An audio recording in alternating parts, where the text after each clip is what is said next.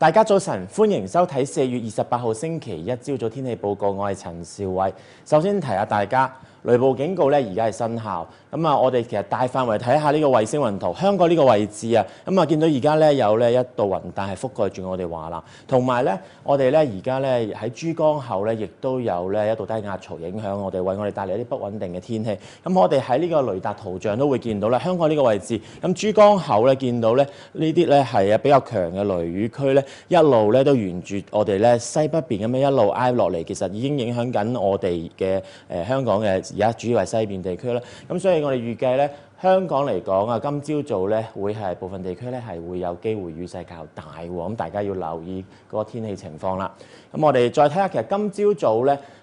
係亦都咧能見度比較低啊，橫瀾島亦都有啲時間咧個能見度咧下降至1000米或者以下㗎。咁我哋大範圍咧亦都可以望下新界嘅成個西部啊，喺嘉道理農場望出去咧，其實整個朝早嚟講咧都比較多雲㗎。咁除咗喺新界望翻我哋咧喺維港都係㗎，比較多雲嘅天氣。咁我哋咧其實仔細睇下今日嘅天氣預報咧，會係預計今日會係大致多雲啦，亦都係有幾陣驟雨。咁早上啊係部分地區咧雨勢會比較大，同埋有一兩陣嘅雷暴啊。咁大家要留意啦，外出工作活動嘅時候都要注意天氣嘅變化，同埋注意安全喎。今日亦都係吹微風，預計我哋今日咧嘅晏啲嘅時候咧就個天色咧會係比較好啲啦，亦都係咧雨量亦都會減少啊。咁我哋預計今日最高嘅氣温咧會係去到27度㗎。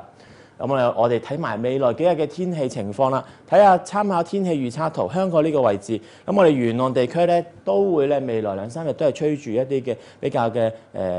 細嘅一啲嘅偏乾嘅東風啦。咁見到我哋咧黃色咧呢啲係比較暖嘅空氣啊，都係喺我哋未來2-3日沿岸附近。咁所以其實我哋展望咧未來2-3日見到啦，都會係部分時間有陽光嘅天氣喎。咁亦都留意啦，最高氣温咧有機會都係上升至29度，日間咧會係天氣炎熱。咁但係留意，亦都會係局部地區有機會有啲驟雨啊。今節嘅天氣咧睇到呢度先啦，再見。